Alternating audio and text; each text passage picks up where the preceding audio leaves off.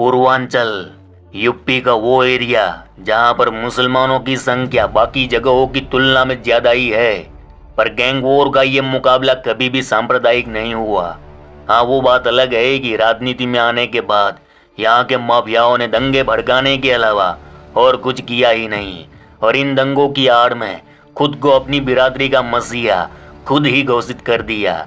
लेकिन 80 के दौर में यूपी के उभरते माफियाओं का ये विशुद्ध माफिया स्टाइल था कि वे ना मुसलमान देखते ना हिंदू, बस टसन होना चाहिए और हाथ में कट्टा, फिर धाई धाई चल जाती गोलियां।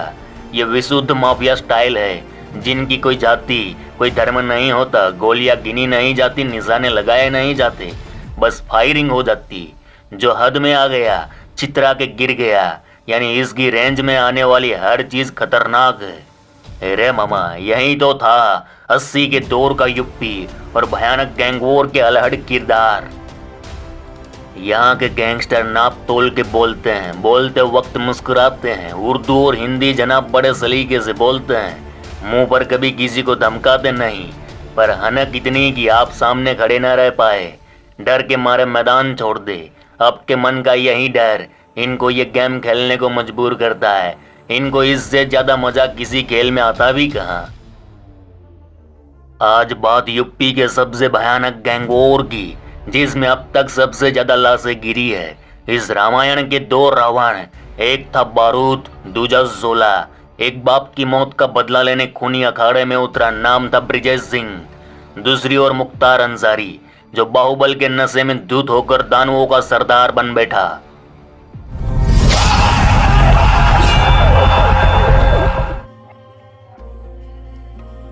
कम जो मजामा। अरे चच्ची जान, नाम तो सुना होगा ब्रिजेश सिंह। स्कूल के बाद कॉलेज की दहलीज में कुछ ही समय गुजारने के बाद जब बाप की हत्या हो गई तो ब्रिजेश ने बदला लेने के वास्ते अपना घर छोड़ दिया। लोग बताते हैं कि बाप की जलती चिता के सामने खड़े होकर ब्रिजेश ने बदला लेने की सौगंध ली और 1 साल के भीतर ही अपने बाप को मौत के घाट उतारने वाले के बाप को ही ठोक डाला। ब्रिजेश ने अपने पहले हत्याकांड को फिल्मी स्टाइल में अंजाम दिया। हरिहर सिंह के घर गए, उनके पैर छुए और ये कहते हुए गोली ठोक दी कि बाप की मौत का बदला लेने आया हूँ। अब पिता की हत्या का बदला पूरा हो चुका था। वो चाहता तो कानून के सामने सरेंडर कर सामान्य जिंदगी जी सकता था, लेकिन ब्रिजेश की कुंडली में एक महायुद्ध लिखा था जिसे पूरा करने उसे हथियार उठाना था। पिता की हत्या के बाद 1985 में ब्रिजेश सिंह पर पहली बार केस दर्ज हुआ, लेकिन वह पुलिस की पकड़ से दूर रहा क्योंकि ब्रिजेश सिंह एक बड़े नरसंहार की साजिश की तैयारी कर रहा था। साल था 1986 का। यूपी के चंदौली जिले के सिगदोरा गांव में एक साथ 7 लोगों की हत्या कर दी गई। ये आरोप लगा कि ब्रिजेश सिंह ने अपने पिता की हत्या में शामिल पूर्व प्रधान रामचंद्र यादव समेत भाइयों और उसके 4 भतीजों की खौफनाक तरीके से हत्या कर दी गई। इसके बाद पुलिस ने ब्रिजेश को उठा लिया और जेल में डाल दिया, जहां उसका सेटिंग हुआ माफिया त्रिभुवन सिंह से। इस मुलाकात के बाद ब्रिजेश का हौसला और भी बढ़ गया क्योंकि त्रिभुवन का गुनाहों से पुराना रिश्ता था, लेकिन वह चाहकर भी अपने पिता और अपने भाइयों की हत्या का बदला नहीं ले पाया। इधर त्रिभुवन ब्रिजेश के अंदर पनप रहे लावा को भाप लिया था। त्रिभुवन सिंह ने ब्रिजेश के बढ़ते अपराध को सह देना शुरू कर दिया। अब ब्रिजेश वही करता जो त्रिभुवन कहता। वाराणसी के पास गाजीपुर जिले में त्रिभुवन सिंह के पिता रमापत सिंह की हत्या कर दी गई। उनके भतीजों ने ही जमीनी विवाद में रमापत को मार डाला। हत्या का आरोप लगा मखनू सिंह और साधु सिंह पर। दोनों ही गाजीपुर के मुडियार गांव के रहने वाले थे, और बड़ी बात यह थी कि साधु सिंह की अपनी गैंग थी और उस गैंग में भोकाली गैंगस्टर काम करता था, नाम था मुख्तार अंसारी। खैर, मखनू और साधु ने मिलकर त्रिभुवन के पिता के साथ साथ उसके 3 भाइयों को मार डाला। इसके बाद त्रिभुवन ने बदला लेने के लिए ब्रिजेश को भेजा। वक्त था 1988 का। ब्रिजेश जी पुलिस कस्टडी से फरार हो चुका था। वो प्लान बना चुका था त्रिभुवन के पिता को मारने वाले और मुख्तार के गुरु साधु को खल्लास करने का। कहते हैं कि पुलिस साधु को लेकर जेल से अस्पताल पहुंची थी। वही टाइम पर ब्रिजेश पूरा गैंग लेकर आया। ट्रिगर पर उंगली थी, ट्रिगर दबा धाई धाई करती 9 mm की पित्तल की गोलियां साधु सिंह के कालजे में घुस गई। पुलिस के मुताबिक खाकी वर्दी पहनकर आए ब्रिजेश को कोई पहचान नहीं सका, लेकिन इस हत्याकांड के बाद ब्रिजेश और मुख्तार के बीच यूपी की सबसे बड़ी गैंग वॉर शुरू हो गई। इस हत्याकांड ने पूर्वांचल से लेकर यूपी के आखिरी छोर तक, उस पार बिहार तक ब्रिजेश का खौफ फैला दिया।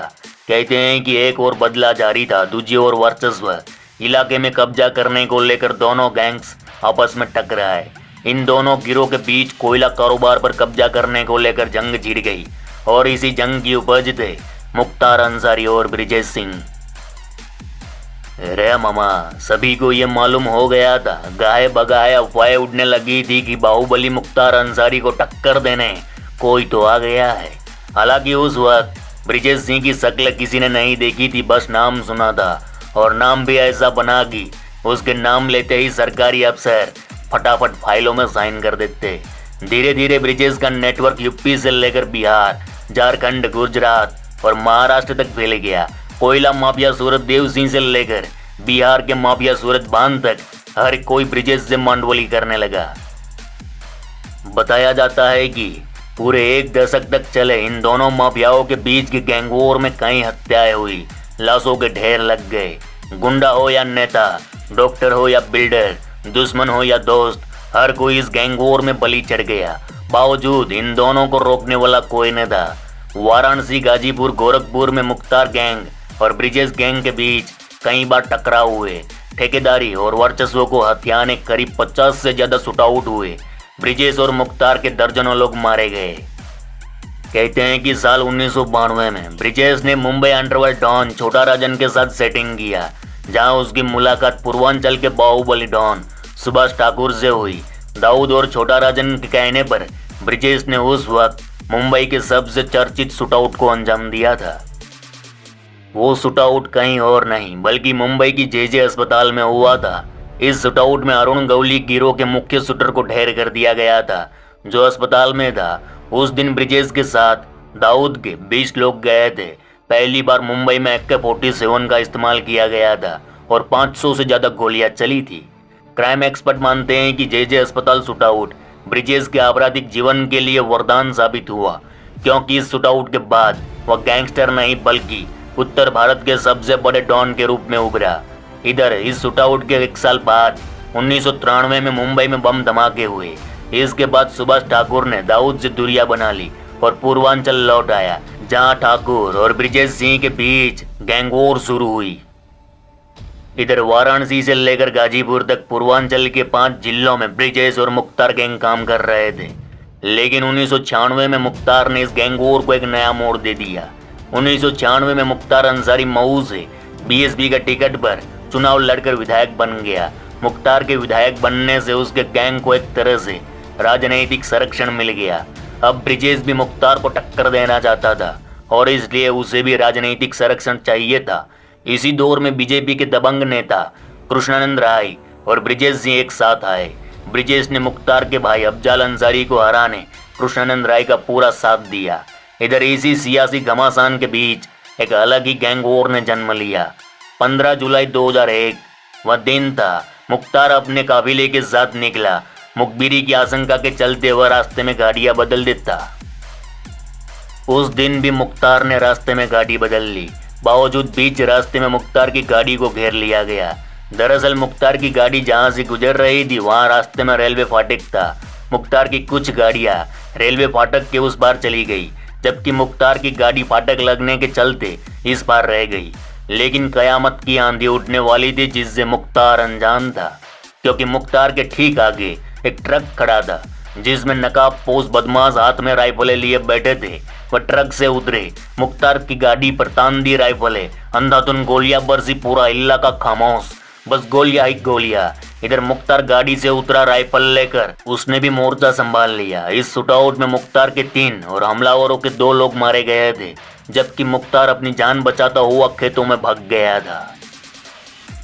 इधर बीजेपी नेता कृष्णानंद राय पर यह आरोप लगा कि उन्होंने पूरे प्लानिंग के साथ हमला करवाया, क्योंकि बताया जाता है कि उस दिन मुख्तार पर गोलियां चलाने वाला एक ब्रिजेश सिंह भी था और वो भी जख्मी हुआ था।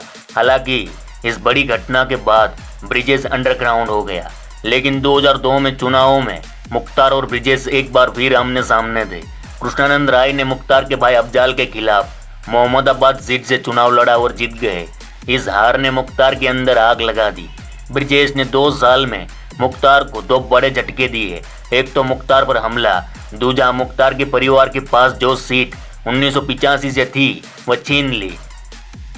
और इन सब के बीच मुख्तार अंसारी को मालूम पड़ा कि उस पर जिसने गोली चलाई थी वह ब्रिजेश के गुरु त्रिभुवन का भाई अनिल था।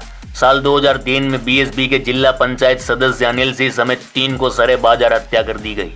गाजीपुर के सैयदपुरा में सरेआम अनिल सिंह समेत 3 लोगों की हत्या का आरोप मुख्तार अंसारी पर लगा। बताया जाता है कि यहीं से ब्रिजेश ठंडा पड़ गया और मुख्तार अपने गुनाहों और बाहुबल का जाल फैलाता चला गया। पूर्वांचल के लगभग 5 जिलों में आधे से ज्यादा सरकारी ठेकों में मुख्तार को चुनौती देने वाला कोई नहीं था, क्योंकि तब उसकी गैंग में एक ऐसा गैंगस्टर आ चुका था जो तब पूरे यूपी का सबसे ज्यादा क्रूर गैंगस्टर था। और उस दौर में उसके निशाने पर संदेह करना मना था। वह नाम था मुन्ना बजरंगी का। 29 नवंबर 2005 को मोहम्मदाबाद की सड़क पर बीजेपी नेता कृष्णानंद राय की 2 पुलिस गाड़ियां दौड़ रही थी। किसी को अंदाजा नहीं था कि रास्ता आज बुरा होने वाला नहीं है। कहते हैं कि मुख्तार के शार्प शूटर मुन्ना बजरंगी ने 15 शूटरों के साथ कृष्णानंद राय के काफिले को रोक लिया।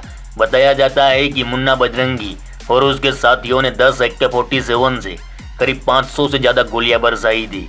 और तब पोस्टमार्टम के बाद कृष्णानंद राय समेत एक शख्स के शरीर से 60 से 70 गोलियां निकाली गई थी। करीब 7 लोग इस हत्याकांड में मारे गए थे। इस हत्याकांड के बाद पूरे पूर्वांचल का एक ही बादशाह था, वह था मुख्तार अंसारी।